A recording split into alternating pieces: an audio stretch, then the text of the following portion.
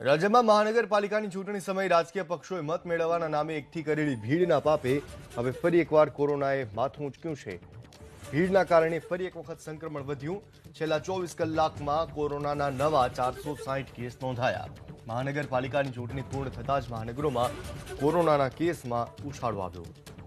Active કેસનો આંકડો ફરી 2000ને પાર કરી ચૂક્યો છે ગુજરાતમાં, અને આવી રીતે કેસીસ ફરી એક વખત વધવા લાગ્યા છે। શુક્રવારે 460 નવા કેસ નોંધાયા। ચૂંટણી પૂરી થઈ ગઈ છે તેવા શહેરોમાં જાણે કે કોરોનાનો વિસ્ફોટ થયો હોય તેવી સ્થિતિ છે।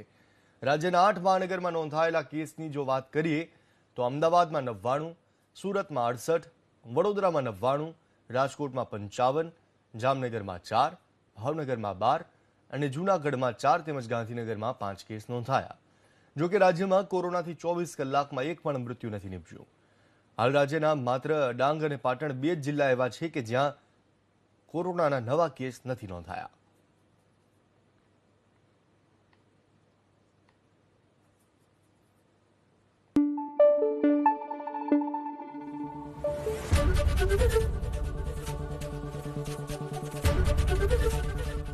એબીપી અસ્મિતા, ગુજરાતની અસ્મિતા।